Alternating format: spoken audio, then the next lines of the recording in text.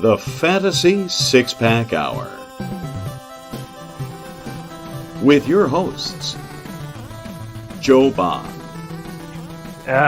You're awful. And AJ Applegarth. It's Sin Shu Chu. It's a mouthful.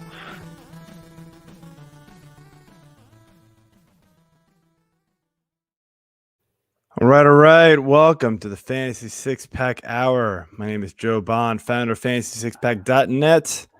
With me, as usual, Mr. Beer Chugger, AJ Applegarth. What's up, man? What up? Good day? I mean, you just killed a beer before the show started. Is that what you just asked me? Is it a good day? You just killed a beer before the show started, man. Like, you having a bad day? There was maybe a quarter of it left. And I waited until we basically went live to start chugging. So you're welcome. Just busting your balls, man. You know that. Anyway. All right. Yeah, so it's a good day. It's opening day. All right. Yeah, man. So National I was going to holiday. say, it should be. I treated it like one of my kids did not appreciate that. They're like, do you want to play it? I was like, No, baseball. you don't. I was like, baseball. Nope. I'm baseball. Do you want to play with Legos? Baseball. They didn't like me today. It's cool. They'll get over it. All right, man. What do we got on tap tonight? We've got, besides beer, we've got opening day talk. We're going to go through some injury news. We're going to go through some interesting lineup decisions, interesting lineup cards and things that happened there. And then, go through some performances that happened today and just kind of give quick reactions on it and have some fun with it. First, I want to remind everybody to subscribe and follow us on YouTube. And I don't know, I guess you can't follow us on Periscope anymore because that's sort of dead now, as I just found out 3 minutes before the show started. But also iTunes, Spotify, wherever you listen to us, we appreciate it. So go follow us there. Let's jump in with our guest, though, first. Jason Beckner, Dynasty Baseball writer for Fantasy Six-Pack. Been writing for us for a couple months now, it feels like. Welcome to the team and to the show, man. And how you doing tonight? Good, guys. Thanks for having me. I've been, I think, since February started writing for Fantasy Six-Pack. So thanks for having me on. Everybody, that whole Dynasty crew came on about the same time. Dave really came through and found all you guys pretty quick. And you guys have been kicking ass. So I love all the content you guys are pumping out. And I'm looking forward to seeing this team grow and expand. And just kind of take the Dynasty baseball world by storm, man. It's good stuff. So I appreciate it. So before we move on, though, I want to let everybody know Underdog Fantasy is a great best ball site. They also do some like prop betting and things like that as well. Obviously, I don't think you can jump into the best ball baseball leagues, but obviously football is, you can draft best ball football leagues right now too. You can use promo code SIXPACK, all spelled out, one word. And if you are unhappy within the first month, you can get your money back. So go ahead and use that promo code, and money back guarantee there for the first month. Before we jump into opening day talk, fellas, how about we do our beer of the week? Beer. All right, Jason, you are the guest of honor. Go ahead and share yours. So tonight I got local here. I thought it'd be appropriate for opening day. I have Noon Whistles. It's actually Cubby Gummy, as it's called, but Nice. it's a New England IPA, 6.1% ABV. And it is hopped with Citra, Mosaic, and Simcoe. So 3 pretty good hops. Yeah. But yes, it's delicious. Local, appropriate for opening day with the whole Cubby theme. I know they make a White Sox one too, but had to go with my Cubby. That's good stuff, man. All right, AJ, what you got? Well, in the spirit of opening day and the walk-off win by the Phillies, I'm going with Victory Brewing Company. Dirt Wolf Double IPA, 8.7 ABV, right out of D-Town, Downingtown. Shout out. High school. What up? So I have a second beer that's was meant for opening day, and I literally saved it for the opening day because it's a Baltimore brew, but they didn't play today, so I said screw it. I'll get this other one here, which I like the name of. I just bought it last week. It's a Vanish Beer Brewing Company.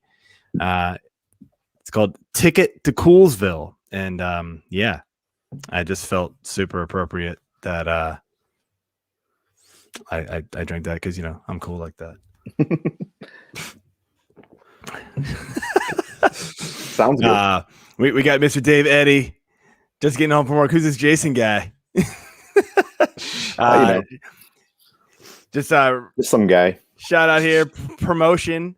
Dave Eddy, Jason, and Nick are going to be doing their Dynasty Baseball podcast starting next Tuesday. So check that out. It'll be going live here on YouTube and YouTube and Twitter. Sorry, I want to say Periscope so bad, but it's not there anymore. It's like throwing me off. But definitely check that out. It's a lot of good information. Dave used to do it solo, and it was great information. So I'm excited to see and hear what it's going to be with the three of them. So, all right, man, let's jump into this. Yeah, the On Deck Circle podcast. Sorry about that. Yeah, my bad on not mentioning the name. Thanks, Dave. All right. So opening day, start with some bad news first here. Let's get it out of the way and then let's have some fun. 2 games postponed. O's and Sox due to rain, and Mets and Nationals due to COVID. Ugh. First day, we already got COVID. Just shut the season down. I know, man. I was like, I'm already unhappy with this season. I'm done, dude. So excited for opening day for the first time in, I don't know what, 6 years it feels like. So, yeah. I literally just heard this news, I don't know, maybe an hour ago. I was like, wait, what? I don't have Scherzer starting tonight? That's great. That's just great. Great matchup, too. Scherzer versus DeGrom, man. I know. It would have been not get that out. Very good. Oh, well. Yeah. I think the biggest issue with that, too, is, how do they handle this series going forward? Because we saw last year, they'd canceled those whole weekend series. And then even some, other series that are adjacent to that with the teams that were playing with those teams. So I'm curious to see, I know they have tomorrow off, and I think I saw somewhere that they're not even going to attempt to play tomorrow. So Saturday is the next time we'll see them play. And hopefully they can figure it out. And I'm just curious to see how they're going to handle it this season. It'll be interesting to see if they play, Saturday and Sunday, and then maybe just make up one game later. You're talking about Scherzer, like DeGrom, man. He's a big, huge miss, man. I've got him in a couple leagues, and it's brutal. So this sucks, man. All right, more bad news here. Let's move on to the injury news. Some of these, man, came out of left field today. I was like, what? When did this happen? Luke Voigt, left knee meniscus surgery. Likely out until May. You got Jay Bruce starting at first base today. Is he a interesting pickup for you, Jason? Short term, if you're kind of desperate for first base or corner infield or something like that? If you're looking for some, maybe get some lightning in a bottle early in the season. Sometimes, we got some other guys hitting the IL. So, he might be able to match a couple home runs here for you. They're in, they're in New York. So they got that short right field. There's probably worse options out there on your waiver. So the Yankees lineup is just monster in general. So he's going to be batting probably bottom of the order, I imagine, but could still get lots of RBI opportunities, I would think. Yeah. So absolutely. This is one that came out of left field for me big time. Trevor Rosenthal goes on the IL, shoulder inflammation. That's not good. You guys, we see pitchers go on the IL for shoulder inflammation, every year, and they might come back, but they're not the same. Not for a while at least. So I am very worried about Rosenthal, and the fact that this just came out this morning.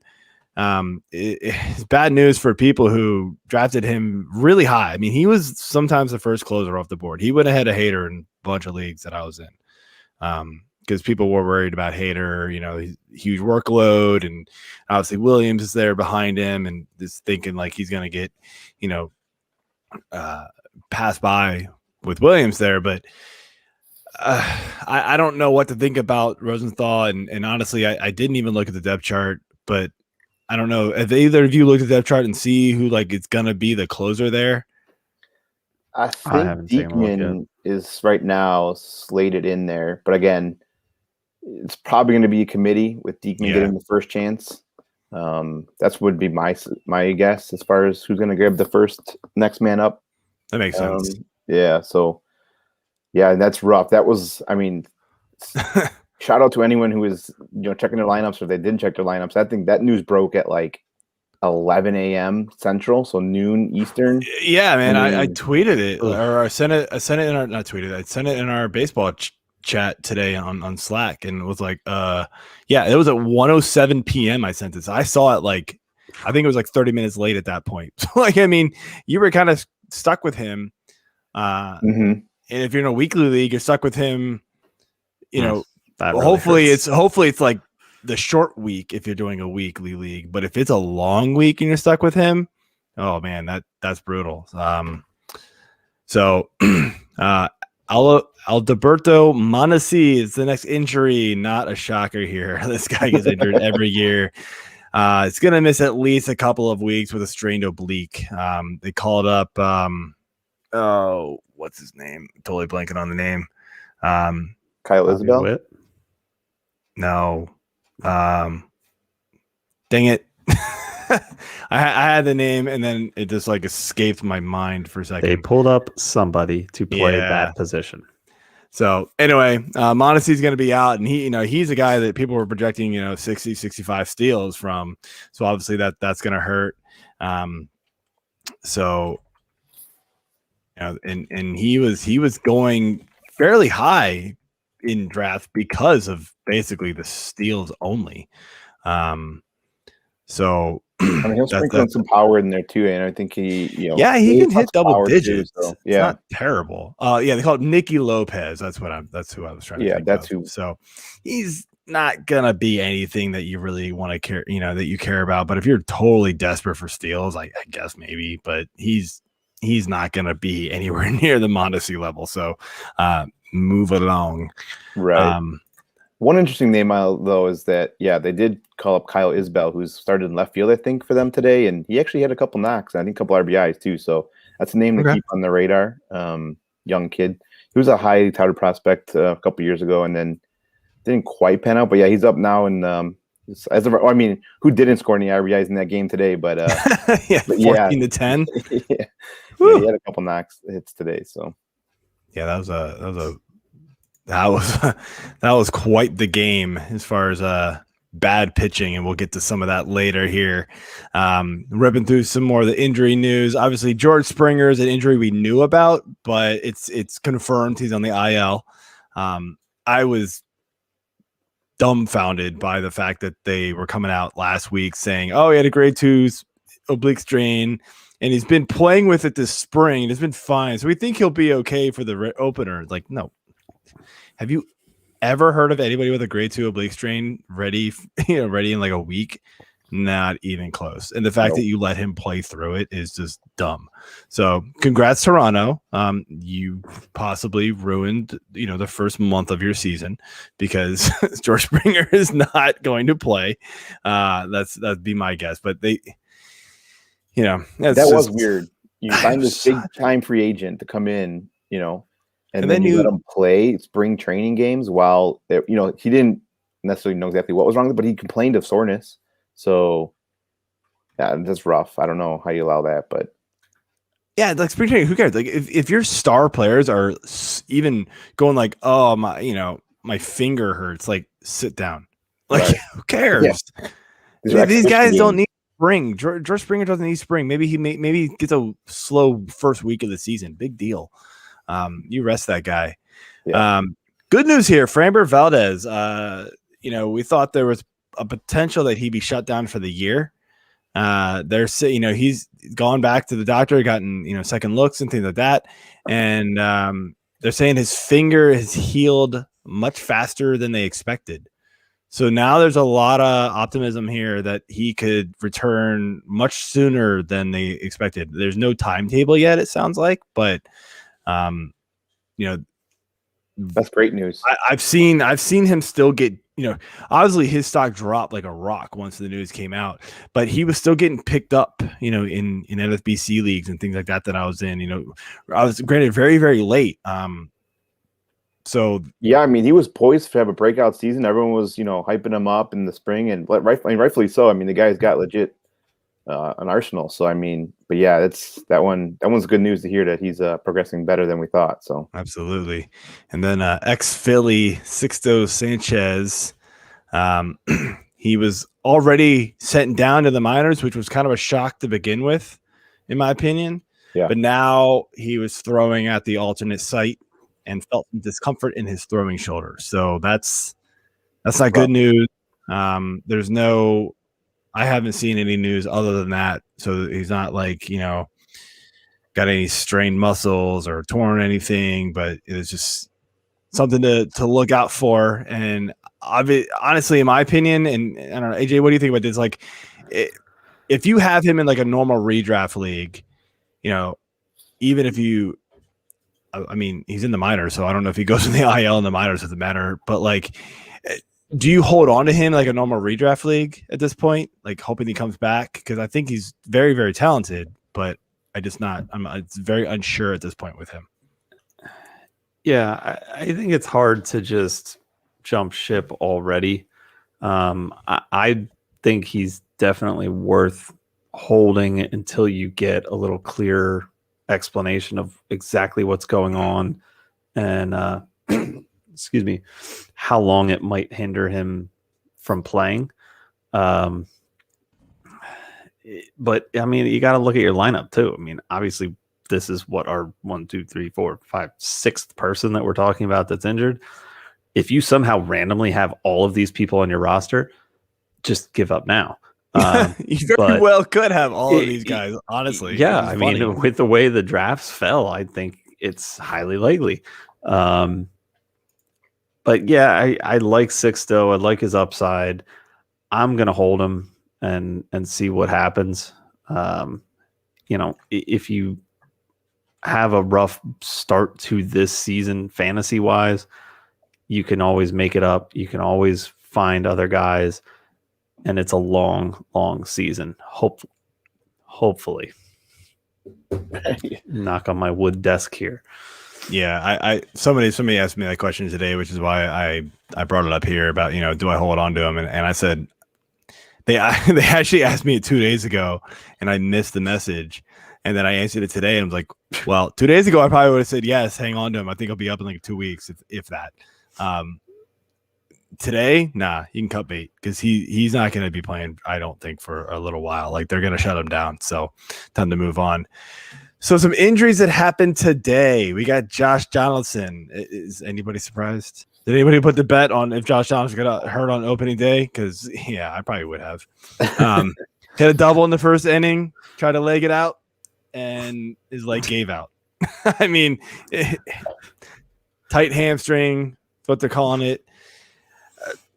I mean, I don't know what you do with this guy. I mean, there's a reason why his stock is so low at this point because you just can't trust him to stay healthy. So it's unfortunate. I thought he could have a big season if he stayed healthy, but we'll see how serious it is. Hopefully it's like a grade 1 hamstring strain or something like that, if that. And then Nick Senzel, I'm not exactly sure what happened. I remember like hearing the play where he got injured. I was watching that game, and but he injured his shoulder on a play in the outfield. So that's unfortunate for him. I think he had potential to kind of break out this year. So yeah, that one hurt too because Cincinnati was already down in the they were getting whopped up pretty good in that game, and then I think it was up laid out in the outfield to make a catch, which at the time it's like you're trying to save his pitcher because they were already I think like 2 men on and trying to make a play. So, but yeah, that one stings a little bit more even for Cincinnati fans because they were already, down big in that game and then see their star center fielder kind of take one for the team there, I guess. Absolutely. All right, man. So we'll jump into some lineup decisions and AJ, I'll let you have this one, man. Go ahead. Oh, you mean you're able to stop talking for 2 minutes? Okay, all right. Just kidding. When I'm talking, it's like 20 that you at least need to try to Pretty shut up. much. So I finish a beer while you're talking most of the time. So all right, challenge accepted. not this one, not Mr. 10.4%. Hell no. Also, Opening day, brah. Come on. No. Get Where's lit. your sack? Get lit. Where's your rosin bag, man? Pick it up off the mound. Grease the wheels. Let's go. Time to throw the heat. Anyway, all right. So, interesting lineup decisions. Detroit, we have Mr. Miggy. I'm still playing baseball. Cabrera playing first base today. Opened up a spot for Victor Reyes to start. So that was nice, I guess. And Miggy, of course, being Miggy, goes out and crushes a home run in the middle of a goddamn blizzard, mind you. He hit the right snowflake. He didn't know where it went, so he slid into second. Oh, he did. I do remember that. because- That was hilarious. Why not? You No know, idea where it went. Boom! What's up? I'm Miggy. That's a double. All right. Oh, what? Qua? Yeah, Qua? that was It's funny. gone. Okay, guy's going like this, and he's like, "Oh well, shit! I just slid, dirtied up my pants. I'll just stand out in the snow for another 5 minutes, and I'll be white again." So that was pretty interesting. What do you guys think of Miggy's upside? Sure. It's hard to tell at this stage in his career. You know, he does still obviously have that power because we saw it today. But then he kind of seems like he just takes games, if not, you know, at bats off too. Sometimes where he's just flailing at the pitches. So I mean, it's hard to not give up on a guy like that because I mean, he's one of my all-time favorites. So I mean, it's like bias aside, he's still, you know, I can still see him if you get in the playing time. I think he'll get at least 20 home runs this year. Yeah. Joe, any thoughts on Miggy? I mean, we were going to talk about this later, but, you know, I was going to joke about, hey, you know, he hit a home run his first game. He's getting back to his MVP ways, right? No. Like, this guy's going to not be good. So I was actually more wondering about Victor Reyes. The fact that Miggy played first opened the spot for Victor Reyes to start. So I kind of want to hear Jason's thoughts on Victor Reyes and his fantasy value this season. If this is going to be like the more likely lineup with Reyes getting at bats here. Yeah, I mean, Reyes is definitely interesting. I think the problem with Detroit, they got a couple of those 4th, 5th outfielders. They did just select Akil Badu out of their Rule 5 draft pick. He's, I think, like their 5th outfielder too. Obviously, he has to stay on the bench there because he's a Rule 5 pick. So, but I think Victor Reyes obviously has the leg up on that competition as far as the 4th outfielder. And if he's going to get the playing time, I mean, he's got that plus speed.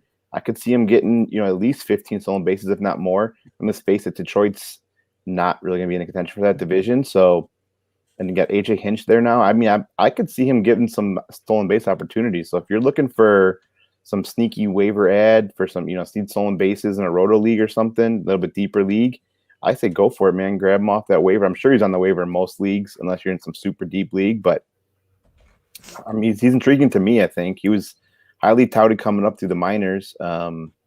He had some promise. So I mean, the speed's real. So I'd definitely take a shot on him if it's something you're looking for. Some stolen bases.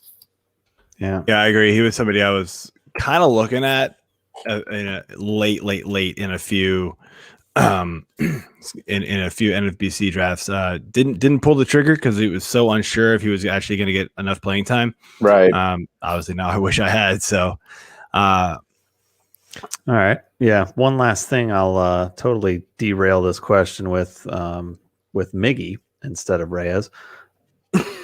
True or false? Miggy has played more games in a Detroit jersey than a Marlins jersey. Oh, that's true. yeah, I would say true. Okay, that was a terrible question. Yes, it's true. Like he's been there forever. I know. Well, he's been in baseball forever. This is true. All right, we got a question here from Forrest Law here on YouTube. Welcome to the show, Forrest. He says, "Yo, is Austin Slater the best player on the Giants? Tell me why he isn't." I mean, Yastrzemski. I think that the Yastrzemski's the guy there, right? I would imagine we all agree with that. Yeah. But it's I Slater's- think Slater can be okay. Yeah, I mean, he's definitely got the potential. I actually just drafted him in one of my hometown deeper redrafts, and I mean, I like Slater bringing to the table, man. He's one of those sneaky guys that's undervalued. He's out in San Francisco. He plays at like 10 p.m. Eastern time, so no one really pays attention to him. But yeah, I mean, I think he can contribute definitely. Deeper leagues. He was a guy like you said. Like later on, I was like, maybe whatever. The San Francisco team just nobody wants to draft any of them except for Yastrzemski. So you find all these guys later in drafts, you're like, well, they're not this bad. They're gonna do something. I mean, I'd rather take a shot on the starters from the Giants than the backups for all these other teams that are getting drafted ahead of them for some weird reason. So, and then other question here: Donovan Solano or Willie Castro the rest of the season? Who you got? Oh, Willie Castro. Yeah, me too. I like Solano though. I do like Solano. He's leading off tonight, right? Obviously, Forrest must be a Giant fan, but yeah, I like Solano a lot, which kind of weird because he kind of came out of nowhere last year, and got the nice bat, hitting over 300 a lot. So, but I think Willie Castro for sure. But Solano's leading off tonight, right? I believe I looked at the Giants card briefly. I don't have a lot of Giants. He's definitely been at the top. Shocker. I know Ross Resource had him as batting even possibly third, so I'd be curious to see where he's batting tonight. I believe they had Yastrzemski batting second, which is why I remember that. Yeah, so I think Solano moved up. No, Slater's leading off. Oh, Slater. Okay, I knew it was an S. So yeah, Slater. Third. Yeah. So the fact that Slater is leading off actually boosts his value a bit. So there you go. That's so yeah, not the bats often. So yeah, I mean, we got 1, 2, 3 there. We're talking about all the 1, 2, 3. So we're good for us. Good job, man. All right, AJ, move along here. All right. So bringing it back to the hometown Phillies, Mr. Adam Hazley started today in center field. He dealt with some injury issues this spring, but now it looks like it's his job to lose. Thoughts on that? He's intriguing. Obviously you're a Phillies fan, so I'm sure you're familiar with the name, but he was someone that, in the minors, they had a lot of promise for him. And he kind of just sat down there at the higher levels and didn't really make anything of it. But then they finally brought him up. I think he battled some injuries the last couple seasons, but I think the power is real. The hit tool is decent. So I think the job's his for now, at least. Yeah, I think his defense helps him in center field big time. His hit tool, I'm not so sure the power is for real with him. I don't think he's going to be anything he's not going to be a 30 plus home run. He might get near 20, maybe just eclipse it slightly. He's a good contact hitter. So he's going to bat near the end of the lineup and just kind of keep the lineup rolling. Type of thing. So don't ever expect him up there in 1, 2, 3 range, especially on that Phillies team. They got too many guys. He's going to be down at the bottom with DD and things like that. So, but again, in deeper leagues, 5 outfielder leagues, he's somebody who is probably going to get picked up a bunch in those types of leagues, just because he's going to get a lot of playing time. So he will. One note to add in that I wrote in here, though, he was actually pulled today in the top of the 8th, which thought maybe it was a defensive replacement for a second, but because of the injuries that he dealt with in spring training, he's actually now showing as day-to-day because of hamstring tightness. So Roman Quinn came in and batted for him the top of the 8th and immediately hit into a double play. So that was awesome. Exactly why Roman Quinn is not the starter when yes. Easily is healthy, so. Quinn has a little bit of upside. I mean, he can get you some stats here and there, but it's going to be based on playing time. And I agree. I think if Hazley's healthy, then he's going to be the guy there. And we might see more of this to try to keep him fresh, and knowing that he's got this injury history, there's probably going to be some lost at bats to Quinn for later in the game. But unless Quinn starts getting a lot of consistent playing time, he's not really worth owning, in my opinion. Unless you're in a really, really deep league. Blue Jays, we already talked about Springer being out. So, I mean, with this news, we kind of thought that Biggio was going to be leading off. But instead, he batted second today, and we saw Old Man River Marcus Semien in leadoff. What are our thoughts on this? Keep drinking that shocked beer. me. That shocked me for sure. I did not expect a Semien to be leading off. I feel like his bat is, better served as like even fifth or sixth. I mean, that power. I thought he'd be lower than that in that lineup, honestly. Yeah, to lead off, that was shocking. It shocked me for sure. Yeah, I'm not. I think I'm like dumbfounded by this move. I really am. I just don't know. Like, they both went 0 for 5, which is actually pretty hilarious. Like, granted, it was Garrett Cole, so like, okay. But like, I don't know, man. Like, they really have nobody else that can go up there. I kind of wonder if, because Biggio came into the season expecting to be the first, and then obviously when they signed Springer, those expectations fell. But then when he gets hurt, like, Biggio's going, okay, well, I'm the guy again. Oh, but wait, now I'm not the guy. So, I don't know. It'll be interesting to see like how long that experiment lasts with Semien. He hasn't had the years, lately to, I think, warrant that kind of lineup spot. The power can sort of be there for him. Talking about a career 322 OBPs. I mean, that's not something I want. Not great, so. And he doesn't run. So like, who cares? Yeah. Like, I mean, a max of 8 stolen bases, and that was 2 years ago. Yeah. So like, he doesn't run. Biggio at least was like a candidate for like 20 stolen bases. And that's why a lot of people liked him. He was like a 15, 20, 20, 20 type of guy. I don't know if he was really ever going to get there, but people thought he could. And that's the type of player he is. Yeah, I'm just really shocked by this. Once I saw it, I kind of saw that the trend going that way in spring.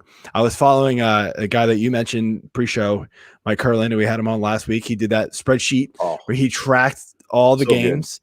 That trend was kind of leaning that way toward the end, but I was just like, no, there's no way. Mm-hmm. And then it happened. So like, what do we know? Yeah, obviously nothing. I have both of these guys on my one team, and I benched Semien because I was like, it's Cole, and I was like, Cavan. All right, I'll give him a shot. Well, Semien would have been the better play because he ended up with -1 thanks to only 2 strikeouts to -1.5 from Biggio for 3 strikeouts. I mean, if you're almost getting the golden sombrero on day 1, I mean, you're sliding down the lineup. Sorry. you shouldn't even have 4 at-bats. But yeah, again, it's against Cole, so it's okay.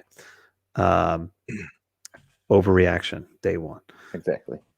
I literally was telling my coworker, I was like, Biggio, cut day 1.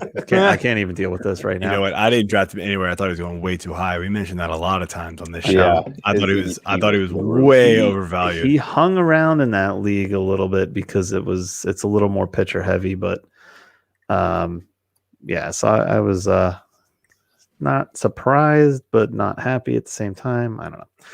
So Diamondbacks. After a strong spring, it looks like Josh Rojas is batting leadoff. Is this what we thought was going to happen? Yes. Yeah. Yeah. Dude, he does not have the major league pedigree that, some of the other batters do, but his spring was so strong. He won that roster spot this spring by far. I was actually kind of surprised to see him lead off. But that's awesome. I drafted him super late in a couple of NFBC leagues, like round 35 and plus. And I'm just like, when I saw him lead off, my face has been, oh, like I was so happy. I was like, holy crap. Yes. So Overreaction though, 0 for 5 for 3 Ks today. So just yeah, maybe of we'll course. cut him. Cut him and Biggio. Cut him. Damn it. Yeah, he was killing it in the spring. So I expect big things from him. Yeah. I mean, it was a good day though for the teams in general, going 8 runs for Pods, 7 for the Diamondbacks. I mean, that's a pretty nice opening day. At least it gave the people something to watch. And you wouldn't necessarily think that with Yu Darvish and Bumgarner on the mound maybe like 3 years ago, but I guess welcome to 2021, guys. Mm-hmm. So that was interesting to me. All right, we've got Mr. Marlins. Go ahead, Joe. You can talk about the Marlins. I already mentioned them with Miggy, so I've got my Marlins fill for the day. Right, so Marlins here, and this was one of the position battles that we had talked about last week with Curling on the show, but Jazz Chisholm wins the battle apparently. I mean, your thoughts on this and just how much playing time he's going to get with the fact that he was in this position battle in the first place. Like, is he going to get 75, 80, 60%, that kind of thing. And he was batting 6th today, so not a great lineup order, but an RBI spot batting order. So I was shocked to see him win the job because all spring they were battling back and forth, and everything pointed to him being even sent down to the alternate site. So to see him, 1, make the team out of spring training, and then 2, to even win the job was kind of shocking to me. But I mean, Marlins think highly of this guy. I mean, they traded for him. They sent over in the Zach Gallen deal. So, I mean, they must see something in him that they like. They're giving him the second base job. He's got the speed. He can show some power. So, if you get the playing time like it, if you can keep cut down the Ks, get the playing time. I mean, I could see some decent speed power combos. So, I mean, hey, the first pitch of the first spring at bat, man, knocked it out. That won it for him, right? Yeah, I think so. Basically, they're like, all right, it's done. It's over. I know, especially because I think in 2020 his performance was pretty pitiful too. I think he only batted like 190 or something. So we mentioned this last week, and like I think Birdie is the guy who, like, if they want to win this year, Birdie's the guy they play, right? Yeah, agreed. But Marlins are playing for the future, and they know that, so they got to give this guy a look. And yeah, that's what Kirtland mentioned last week, and so I once he said that, I was like, yeah, all right, you're right. Makes sense. Yeah, it makes a whole lot more sense when you say that. I mean, I get all screwed up because they made the playoffs last year, and like, but that wasn't a real playoff year. Like, it's just weird. So yeah. Over to the Padres, we had Tommy Pham leading off, which I was hoping that was going to happen when I drafted him in a bunch of leagues. So I think made me super happy. And then Cronenworth, another second base job, won it. It looks like we had Jerks and Profar in left field, and then Kim nowhere to be found. Nowhere to be found. So pinch hit. Start here with Pham. Like, what's your thoughts on Pham? Like a bounce back season. He's been like a 2020 type guy for a long time. Last season was terrible. You think we got to bounce back in his repertoire here? Yeah, I mean, if you can stay healthy, I mean, when the guy's healthy, he's got the speed, he's got the power. I mean, the playing time looks like he's going to get it, obviously. So, I think bounce back for sure.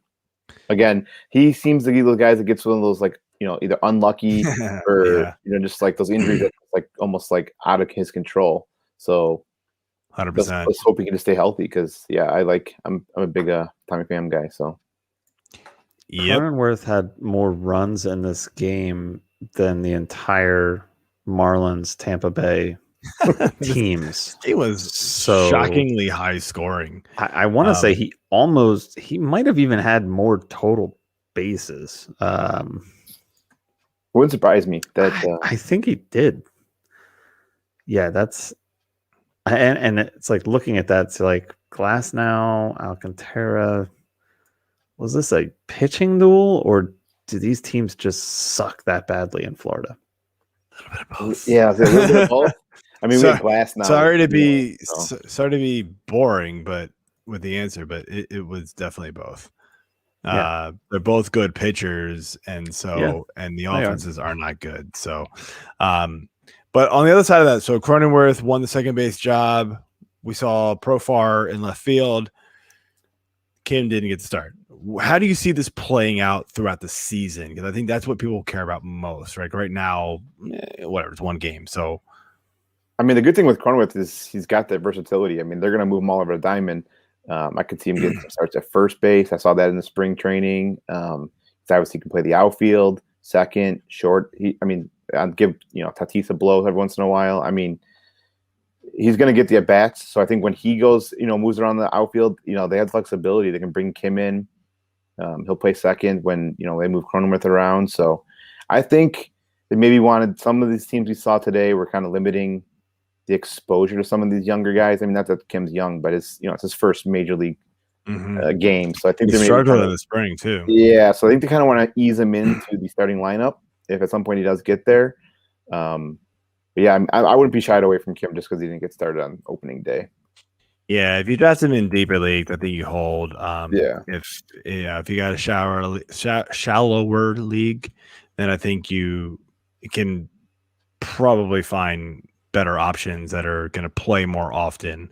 Right. And I changed my tune with Kim as the spring went on. Early on, I said he will probably win the job. He's got that power speed combo. I thought they'd figure out a way to get his bat on the field. But as the spring went on and he was struggling and it looked like Cronenworth was going to win it, I said it's probable that he won't get a lot of playing time in the beginning, but as the season goes on, he'll kind of adjust and then figure it out. Like you don't perform how he performed in the KBO to be that bad, right, in the majors. Like he's gonna figure it out. He's not gonna do what he did over there because it's a totally different ball game, but he's gonna be okay. Yeah, I mean, a lot of times, even like with the a lot of the foreign guys that come over from the KBO or the Dominican leagues, they always have this adjustment period. So I wouldn't, be shied away from him struggling in the spring. You think about it, and just like as a personal aspect, you're moving cross country your whole life, just being up and rooted to a whole new situation. You don't speak the language. Barely speak English. So it's tough. Everything's through a translator. So I mean, there's going to be a transition period with him. So I would hold for sure. All right, next one here, and I'm going to pull in our producer here to answer this one for a bit too. So stop chomping on whatever you're chomping on, Jeff. I see you there. We got the White Sox. Andrew Vaughn is not going to start tonight.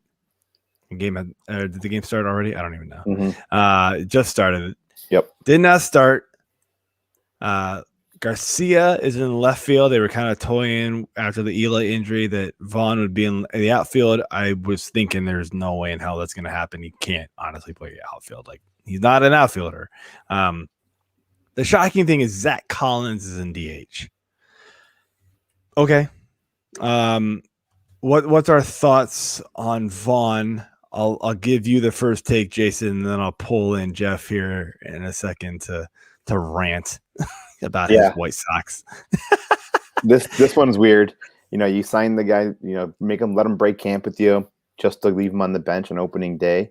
That's a little mind-boggling. But again, I think similar to how the Kim situation was, they kind of want to, ease these guys in. Only worst thing that could happen, he comes up and he goes, 0 for 5 with a couple of strikeouts. Not that he would. I mean, the guy's hit tools through the roof, but maybe it could also be just some veteran status with that too, with Louis Garcia getting the start over him. So, and they want to get maybe the defense, because we know for sure he is not going to play left field. I mean, he will, but I don't know how well. Yeah. But, he'll get some DH starts. So this one was another weird situation. I was shocked, man. Yeah, this was one of this came out early, like way before the lineup actually got released. Yeah, I think the beat writer said something about it, and everybody was just like, "What in the hell?" So, All right, Jeff, what's going on here? Come on, Chicago. You're muted, Can't hear you. Eric. Yo, you're muted. Unmute. Your mic, your actual mic is muted. I forgot I have a volume thing on this. Yes. I'm a producer. Can you tell? Yes. No. Yes, we can. No. So I'm not freaking out about this like a lot of people because there's a couple of things. There's it's been a thing for a few years now where Louis Garcia, who's playing left field, like you mentioned tonight, he's been a thing with his organization. He was really good in center field a couple years ago. He went back to utility role last year and was just okay. But one thing that plays for him is his defense. And he has outfield experience, which in your first game of the year, you're on the road, whatever, who cares? Andrew Vaughn is in left fielder. I know Jason mentioned his hit tool is great. I think we're being modest with that. He was a professional hitter when he was drafted. As the thing is with like a third pick a couple years back when he was drafted. Yeah, he's a legitimate hitter. But they also have to figure out what Zach Collins is. He's been probably their most highly touted prospect that was in the system for more than like a cup of coffee, because that's one thing the Sox do is they draft a lot of players with the intention of bringing them up soon. And I feel like they need to see what they have there, because they also capped Yerman Mercedes as well too, who is also in a similar position as Collins, where he can be a catcher sometimes, but he's going to be expected to DH. I don't know what else to expect there. Andrew Vaughn is going to get some time at first base when Abreu gets a day off, or they decide to have him DH. But I think just because of the matchup right away, they want to get Collins out there. He has the ABs. Vaughn doesn't yet, and it is what it is. It's totally the Russo. Like, who cares? Like nobody cares what he does at this point. Everybody, he's been one of those guys. Let's not kid ourselves, for a long time. I know he hasn't managed in 8 seasons. But Tony La Russa is a guy that likes to play the matchups. And if he feels that Zach Collins is better against right-handed pitching, which is what Dylan Bundy is as the starter for the Angels tonight, that's what he's going to do.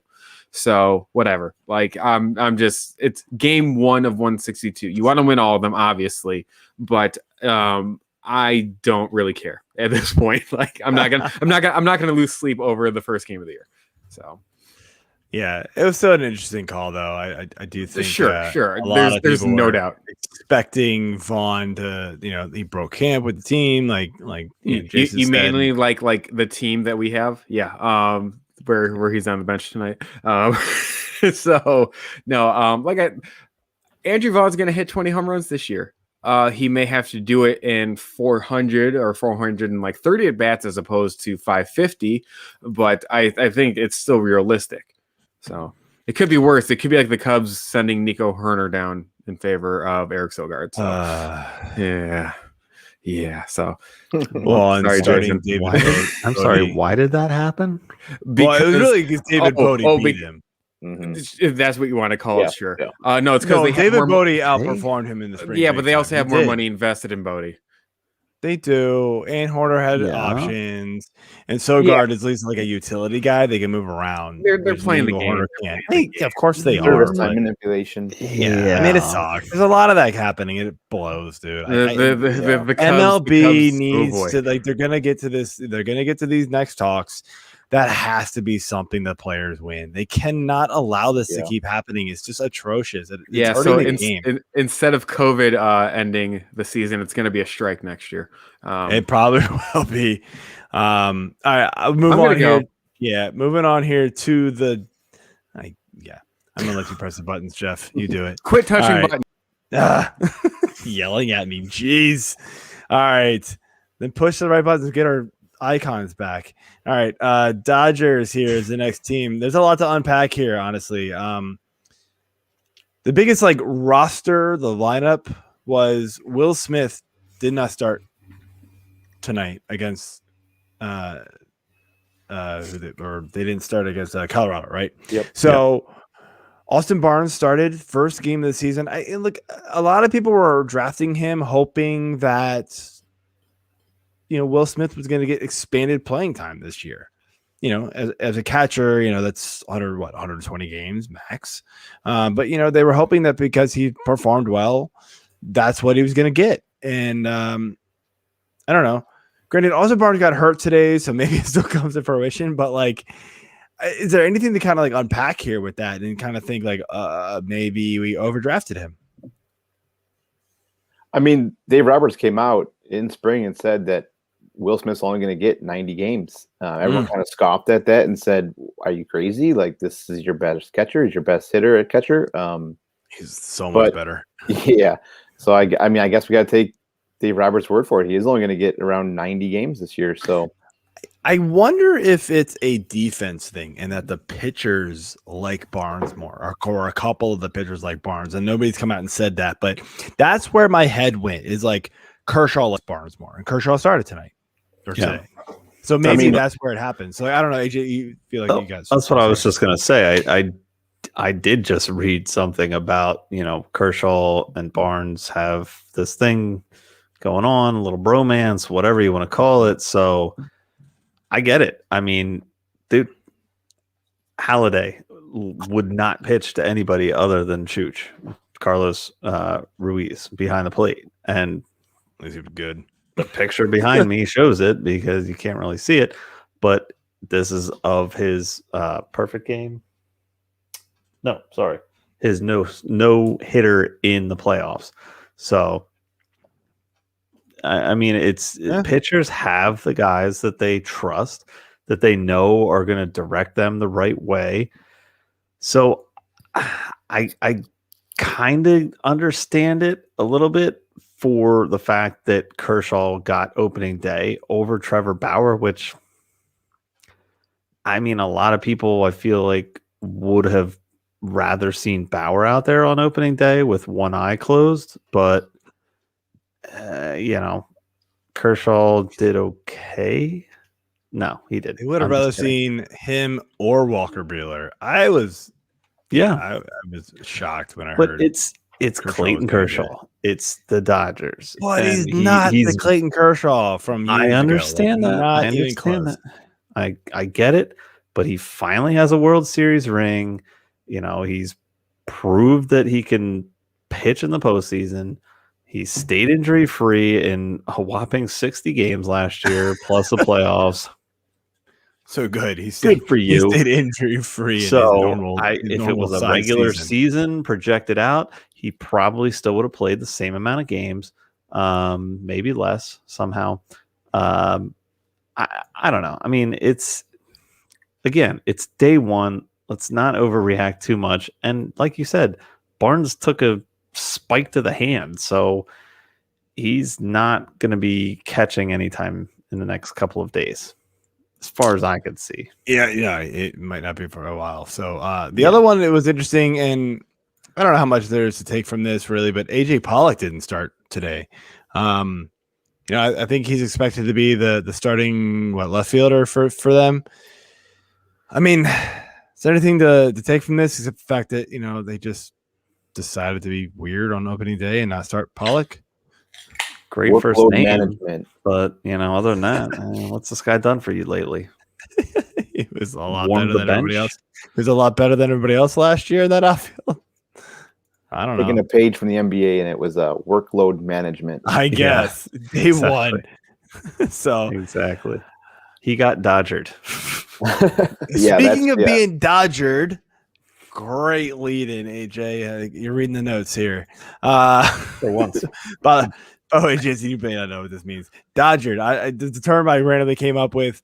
It's when pitchers for the Dodgers, right? They're like, oh man, like I woke up funny today on my arm and it's kind of sore. Like, oh, I go on the DL for 10 days, guys, and then they make it 2 weeks to save innings. So they Dodger them, right? It's totally made up shit. Workload management. Yeah. So speaking of being Dodger, David Price, not a lineup decision for today, but I wanted to ask you about this. He isn't in the starting rotation. He's going to play from the bullpen for at least the beginning part of the year. I mean, Dustin May got the 5th starter spot. I mean, so how much, I don't know. What are you thinking here with these guys, like overall fantasy value?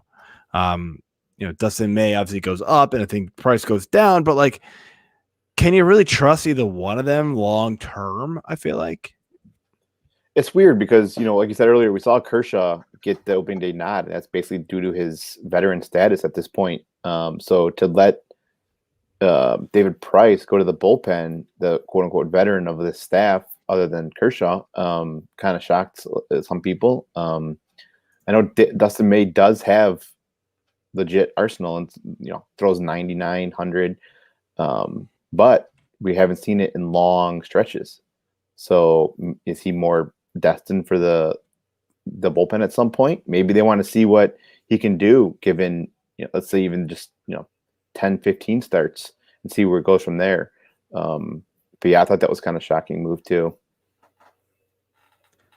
David Price is this year's Ross Stripling. So he will be the ultimate you got Dodgered fill-in. Yeah. And for now, it's, hey, Dustin May, what's up? Okay, we're going to throw you out there, maybe give you 1, possibly 2 to 3 turns in the rotation. And then you're going to come down with a blister on your kneecap that's going to, cap your innings a little bit for us. So, we need like a thing that's a sound clip that just goes, you got Dodgered, or something like that. Go ahead and make that for me. All right, fine, done and done. Done and done. I literally just recorded myself, so I'll probably do it 3 more times to just make sure I got the tone right. But that's what we're going to see out of Price this year. I think the majority of his innings are going to be more long relief, but he could be the new Ross Stripling, and he's just going to be a long reliever. And then, all right, Dave, we're going to throw you out here to start on this random series we got here. We don't really like the matchup for any of our other guys, so we've dodged about 4 of them. We're going to need you to start 2 of the games. Can you handle that? And he's sure, why not? David Price. Price is right. So it's interesting for sure. Yeah. And last one here, we got Cincinnati Reds. So Jonathan India did in fact start at second base. Then there was rumors that this was going to happen, and they were going to move Moose to third. Just quick thoughts on this one. Like I'm very curious to see how this plays out for them. Suarez cannot play shortstop, so I don't know how long this is going to last. He had 2 errors already today in the first game, so they said, I give this guy maybe 10 games, and they're putting him back at third. The only problem is that I have is who plays short then. You know what I mean? They're kind of in a little bit of situation. They let Freddie Galvis walk, so I'm not sure. I don't know what their long-term outcome is. But yeah, Suarez is not the answer at shortstop. Apparently, they are not playing defense on this team. They're just trying to. Right. So no, I don't know if they eventually maybe India can bat his way to stay up in the big leagues, but I wouldn't be surprised if they option him back down and bring up one of their younger shortstops to come kind of fill that hole. Yeah. All right. So before we move on here real quick, AJ wanted me to share this strange. Boom. There it is. These ugly shoes. I don't know how this is legal. I mean, it's not the NFL, so they're allowed to do what they want. Are those just warm-up cleats, or were those in game? I think that's what he wore. I want to say that. I mean, the article that I was reading said before the game, so maybe they were just as warm-up cleats, but I can't imagine him wearing those in game. That would be terrible. I mean, yeah. That has to be warm. They're not even are there cleats on them? Yeah, they're yeah, they are. Yeah, they're definitely cleats. Yeah, but I mean, Harper's been known to rock some interesting footwear or honoring footwear. Mm-hmm. He wore gold. He's a strange dude. All right, let's move on to some of today's performances. So we'll skip the Miggy one since home run in a blizzard in Detroit. As if that city doesn't have enough problems. Now you're going to have a blizzard on opening day. Come on. And it was sunny, and then an hour later. Yeah. Yeah, it was. That's Ridiculous. yeah. So go to the next one I had listed down. It's the Blue Jays, and sort of interesting kind of thing that went on in this game is that, of course, it was tied bottom 9, and they brought in Romero. Tie game. I mean, a lot of people were thinking he's going to be the closer. I mean, does this kind of sway you from him being the closer, or is this just they just needed to make sure they got to the extra innings because they did win the game? Yeah, I think this was just a high leverage situation. So they just brought out their best high leverage pitcher at this time. So that's all I looked at it as. Yeah, you can't really save your closer in hopes, you know what I mean, that you might need them. You got to use them when you need them. So that was my look on it. Yeah. Yeah, me too. I don't know if AJ. Phillies did the same thing with Hector Neris. They brought him in the 9th after declaring him the closer. You know, he got through it, and then they ended up getting the walk-off with Jean Segura. So not surprising to see, especially on day one. I mean, if you're in a tie game, you need to get wins, especially if you're going to have Biggio and Simeon doing what they did today for often. Then yeah, I don't like it. So speaking of let's go with today's oops performance day of the day. We got to make this a thing. Got it. I just ran on it. We got to get a bit better name for it. Cue the Benny Hill music. Right. All right. Cody Bellinger was actually only credited for 1 ribby on his home run. That was technically a 2-run home run. No, wait, never mind. Technically, it was a 1-run home run by his own feet because Justin Turner thought the ball was caught and decided to run back to first, and Bellinger stupidly passed him. What? Yeah. There's no analysis here, by the way. This was just like I just wanted to point this out because it's funny. In Turner's defense, if you watch the play, Tapia does have the ball in his mitt and kind of carries it over the fence and drops it. So it's not like it was a total blunder, but yeah, it was kind of weird to watch. It was one of those like. So we'll cut the Benny Hill music short a little bit because I owned Bellinger in a couple of different leagues. Like he felt it. I happened to have like the 12 pick in a bunch of different leagues that I did this year, or 12 or 15, and Bellinger fell to me in a bunch of those. So I was like looking at Bellinger, I grabbed him in a bunch of leagues and was like, "Oh, fine." And so yeah, when Jeff messaged me today, he was like, "So Bellinger only got a 1 RBI on his home run today." I was like, "What? What are you talking about?" And then yeah, I was like, "God damn it!" Come on, points leagues are just like Turner. Damn it! Yeah, day 1 and now I'm down by 2 points. Come on. I only have 10 more days to figure this out. Some bullshit. See Rob Schneider in the background now. Yep. All right, so we're gonna have a theme here for the rest of these, for a bunch of these other performances that we're gonna talk about. And oh boy, we're gonna talk about Louise Castillo.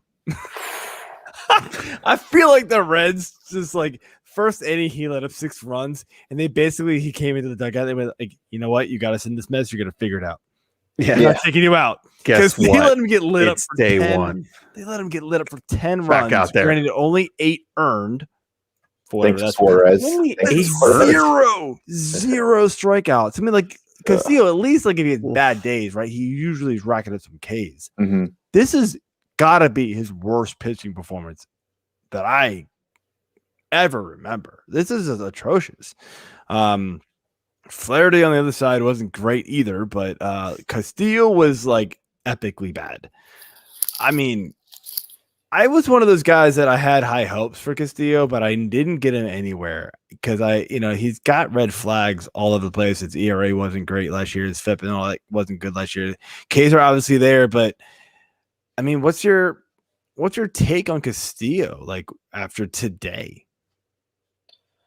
So I'm a big Castillo guy. So to see him get rocked like this was kind of shocking, especially this early in the season. We've seen him thrive at the beginning and the middle of the season. He usually starts to fade near the end. And again, like you said, he kind of loses command at times. And when I saw that the score was that high, I was like, "What's going on?" I turned it on, and he was leaving stuff over the plate. I mean, and like no movement on anything. It was just like, here it is, hit it, and then that's what they were doing. It was weird.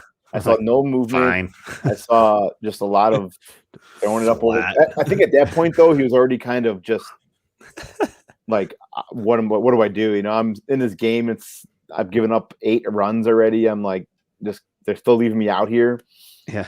So I think you know what? I am going to lose this for you guys. Yeah. This is your fault, not mine. Not like a pitcher with much confidence at that point. So yeah, that was.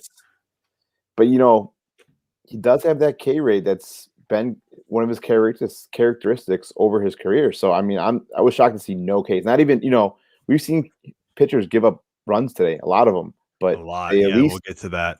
we're getting strikeouts and outs somehow. But not Castillo today. That was strange. I mean, you're seeing guys that came into this game who we used to just gush over in Goldschmidt and Arenado, and we talked about it this year how they're kind of down, whatever. They're still name guys to me, and I am a man crush on Goldschmidt and Arenado actually for a little bit, but more Goldschmidt. He's batting 800 right now, and Arenado is batting 400 right now. So they both had at least a run and a ribby. I mean, they just killed it. They absolutely killed him today. And it's like, oh, all right, well, these guys are, has-beens or whatever. No, guess what? Now you're the has-been, Castillo, because they just rocked your world. So Goldschmidt batting in the 2-hole, 4 for 5. I loved it. I loved it with Arenado behind him. I was picking up all the Goldschmidt shares I could this year. Yeah. Mm-hmm. I was okay with that. So, all right, next guy we got here, Mr. Brad Keller. He got beat up pretty good early. He allowed more runs in the first inning at home today than he did all of last season at home. What are we taking away from Keller? Personally, for me, like I wasn't high on Keller in the first place. I think he's just a guy that's on a bad team. So I think last season was a little bit of an outlier for him in the good way. So did I expect today? No, but we've seen a lot of weird things happen today with pitching. So I think he'll be better, but I'm not really, he wasn't a target of mine in the first place. I don't know, Jason. I don't know if you have any thoughts on Brad. No, Keller. I mean, 2018 he had a pretty good year, kind of broke out, and at that point he was, I think, Kansas City's like third option. Then 2019 came around, and he just kind of fell off again, and then 2020 last year in a shortened season, he did kind of bounce back a little bit. So I think some people kind of saw, what he did in 2018 and 2020 is maybe a floor, and so they were kind of betting on maybe. But then this season comes in as the number 1 guy. And yeah, that was ugly today. It was like 5-0 in the first inning. So yeah. I wouldn't bet too much on him going forward. That's for sure. Yeah, doesn't really bring much to the table. His ERA is over 4 most of the time. Doesn't really strike out a ton of guys. Doesn't throw with a lot of power. So I wouldn't be too involved. Excited about him going forward. And he's on a bad Kansas City team. So yeah. So sorry, AJ. What? Oh, go ahead. I was just on the flip side of this game, we got Kyle Gibson.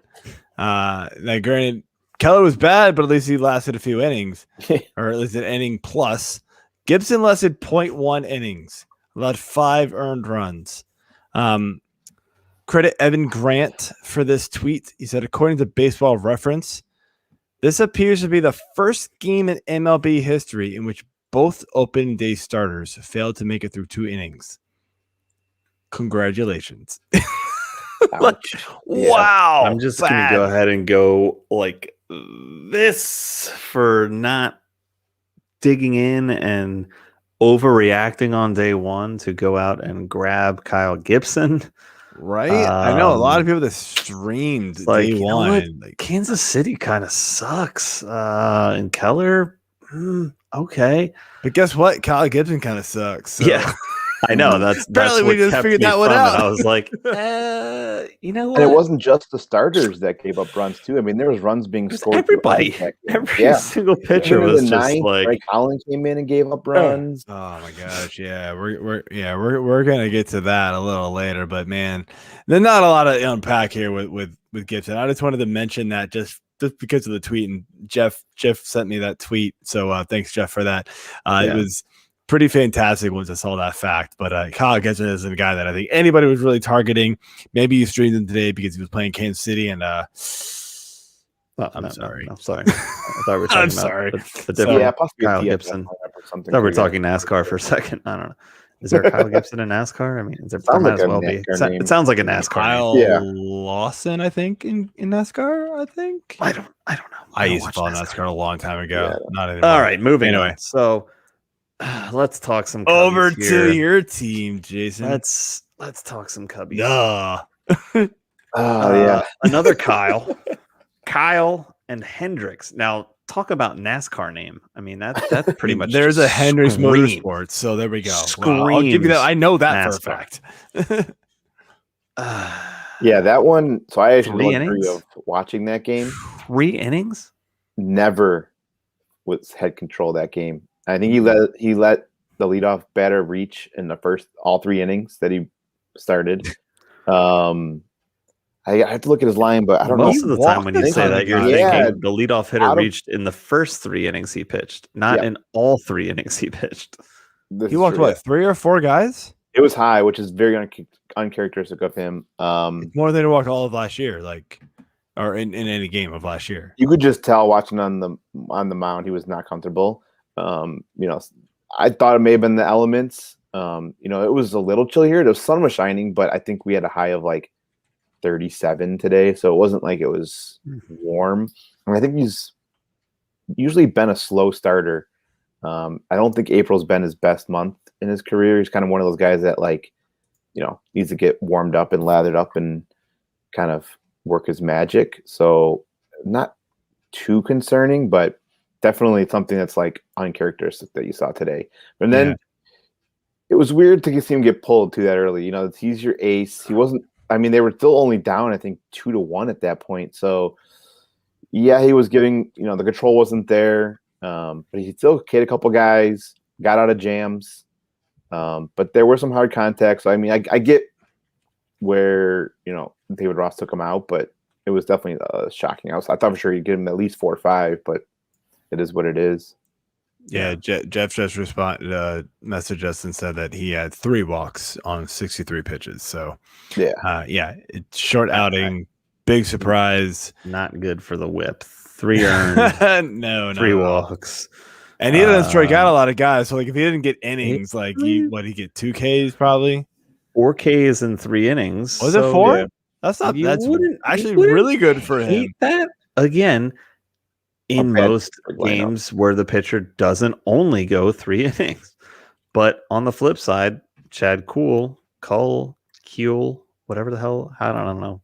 Cue the Eli Kuhl thing. He only went 3-2. Granted, he only gave up 1 hit and 1 earned and struck out 2. He was kind of forced into that starting position today. Even Brault was. He really was. I think like a couple of days ago, he was scheduled to be the opening day starter. So then, they kind of, which Kuhl's, just a guy, but he kind of held his own. The most expensive thing was the Pirates bullpen at this point. I don't know if the Cubs offense is still struggling that we've seen the last 3 years, or it was just a good bullpen session out of the Pirates. But they, I think, held the Cubs hitless for 6 innings, maybe 5 innings until Stratton came in. He was the only one that gave up a hit out of their bullpen. Yeah, and they collected 3, 4, 5, 6, 7, 8, 9, 10, 11 Ks. So Jeff just said the Pirates have won 4 of Cool's 13 starts against the Cubs. So yeah, not good. And spring training darling Jock That's- Peterson came up with the bases loaded. Ooh. Did get a sac fly, gave it a ride to left field, but yeah, not enough with the wind blowing in today at Wrigley. So Yeah. that stat there from Jeff is pretty much reminiscent of the Flyers last night. We'll switch things over to hockey real quick as I do my best Barry Melrose mullet impression. They let the Buffalo Sabres end their 18-game losing streak by going 6 goals against the Flyers, 1. Thanks, Philly. That was great.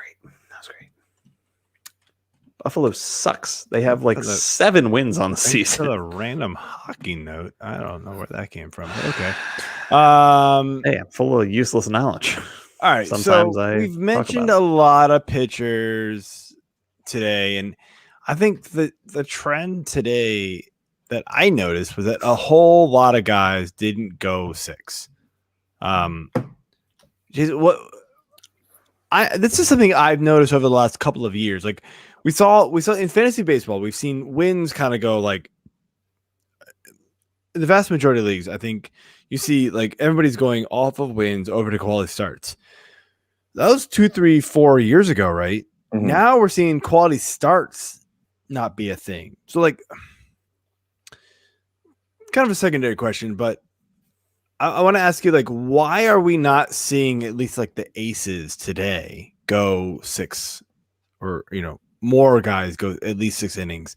Was it weather? Was it just the first game? Was it, what was it? Or do we think this might be a more of a thing with at least, especially the aces?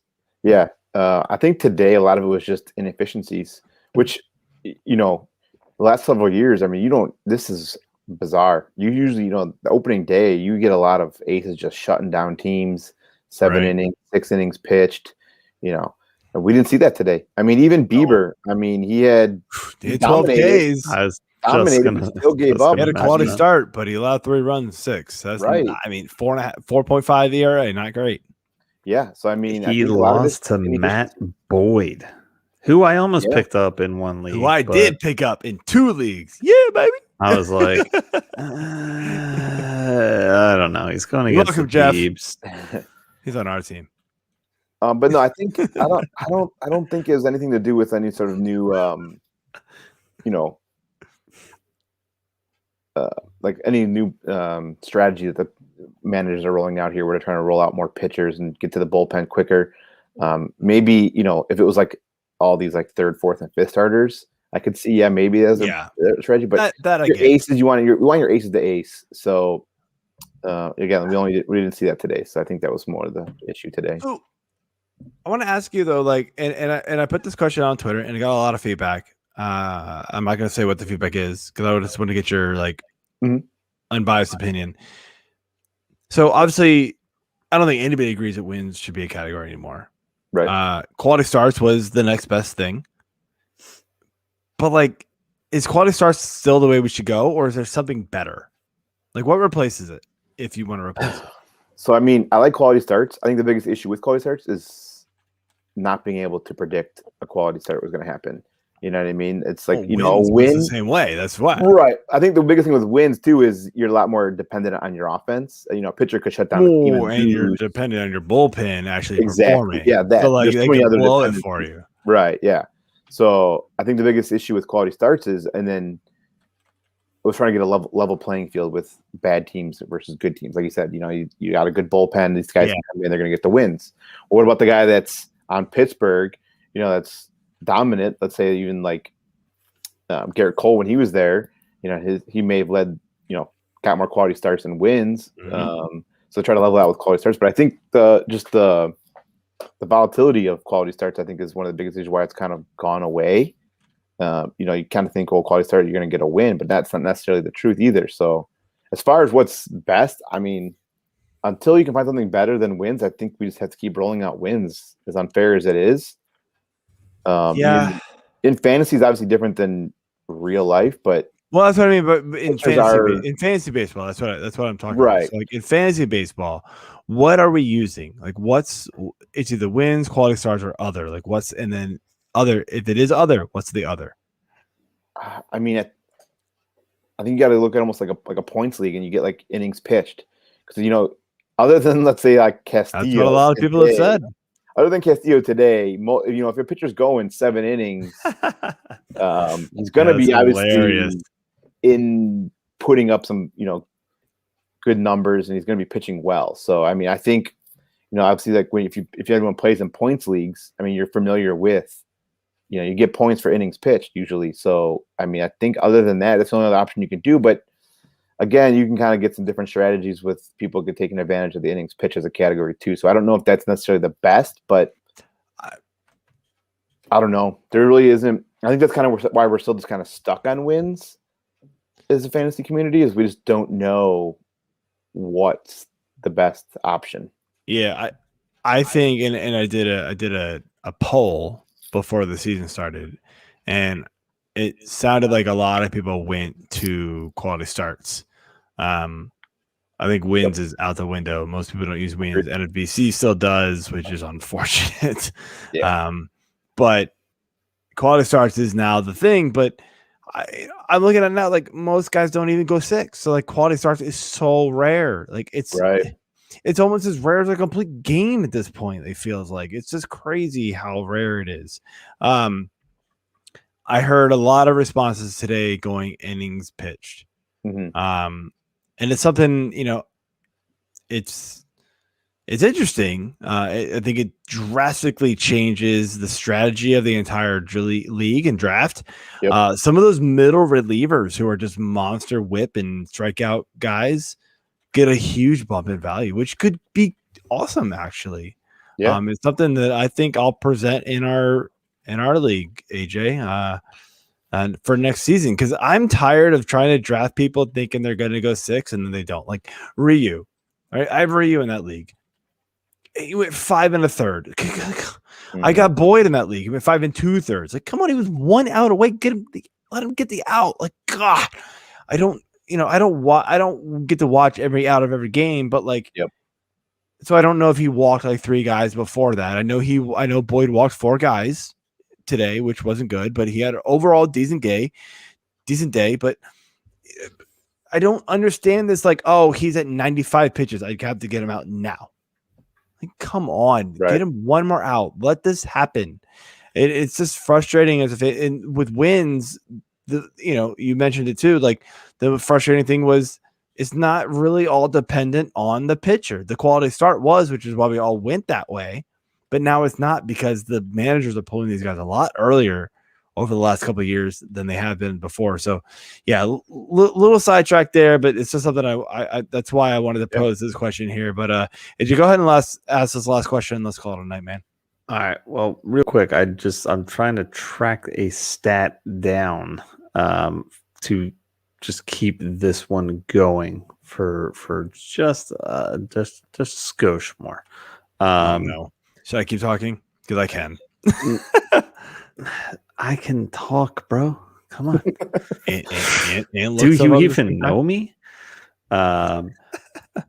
So going back to the quality starts versus the wins, I've always, for the most part, been more of a fan of wins because I'm a traditional old player, whatever you want to call it. But I've come around to the quality starts. What? Boomer. No, I'm not that old. Okay. Jesus. You said you were old. Sorry. I was going to call you out. Yeah, I said I'm old. I didn't say I was born in the 40s. He's not old. He's a baseball purist. He likes exactly. to win. Exactly. Thank you. Boomer. So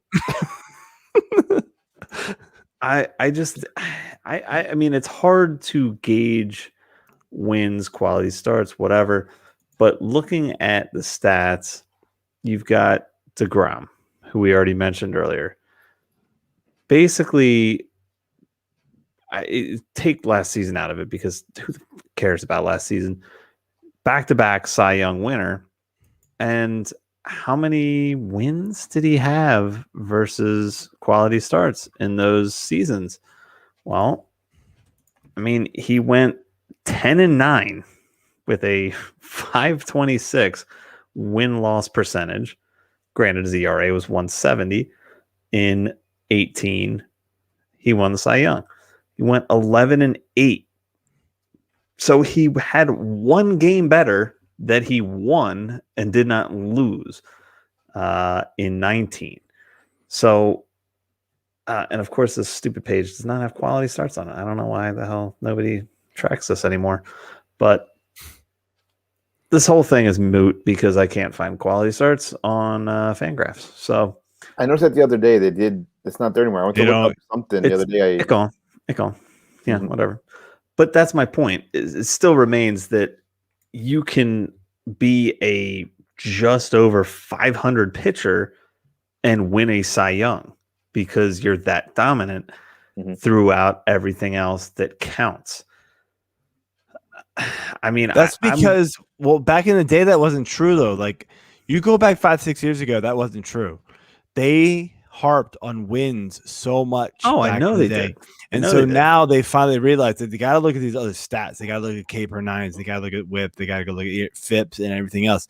The people voting on that have really gone into the analytics of the pitchers much more so than just the surface stats. And it is great. And that's why as a fantasy community, we've done the same thing. We've done it, honestly, in my opinion, we've done it earlier than a lot of them. His FIP in 18 when he won was 198. I mean, that's ridiculous.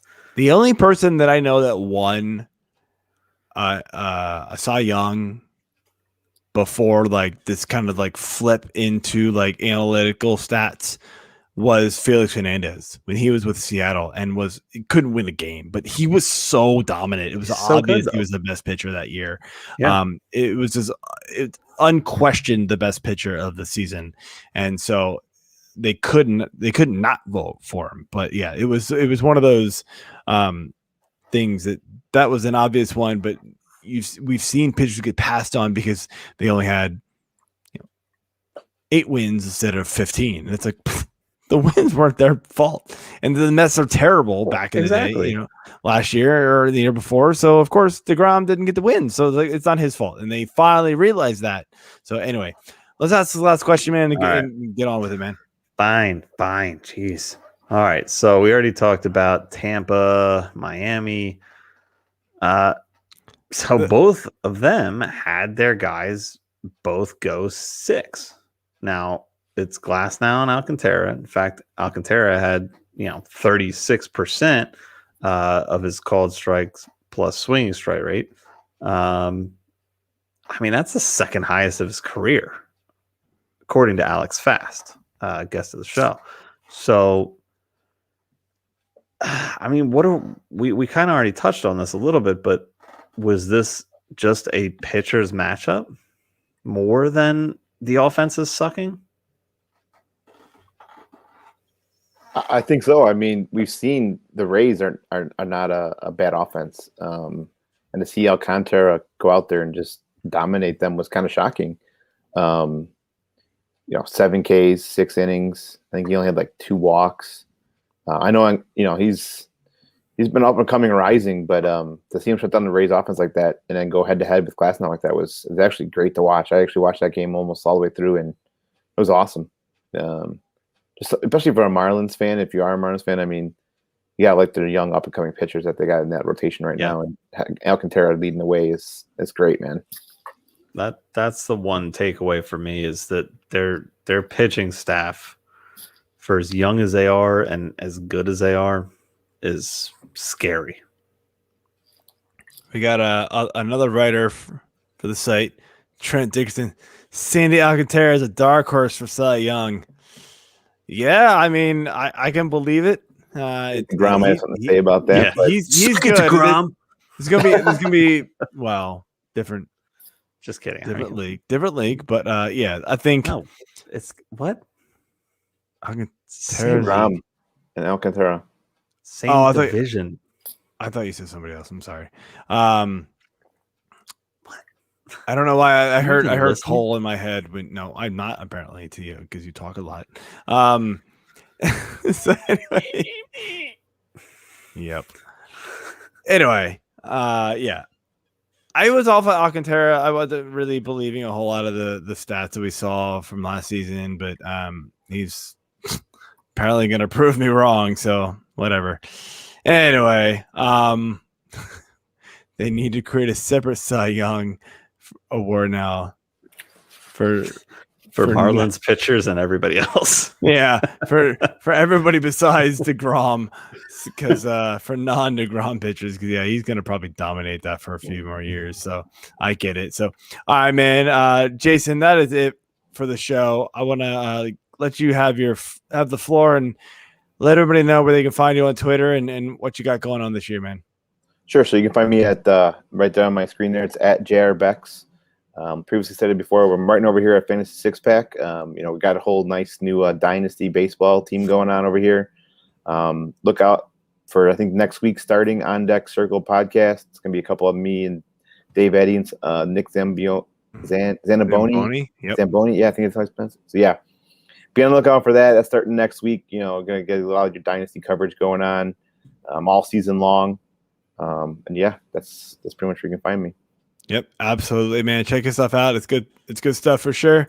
And I want to thank you for coming on the show. And we'll definitely do it again. Good show. Absolutely. All righty, man. Cheers to opening day. Yeah, absolutely. All right, AJ. So your Phillies got the win. I guess I can call it ROs. Technically, the ROs haven't played yet. So, I drank my Crooked Crab from Baltimore Brewery. I forget who. Nice. Crooked Crab Brewing Company. It is Baltimore. Yeah. It's like Crooked Crab. Oh, it's actually Odenton, Maryland, but it's close enough. Anyway, but yeah. So I saved this for like 6 weeks. I've had it in there forever for opening day, and I was like, well, screw it, I'm drinking it because I'm not gonna save it for another week. I don't want to, but hope everybody enjoyed opening day and enjoyed the show, and we will be back next week for another one. Peace. Cheers.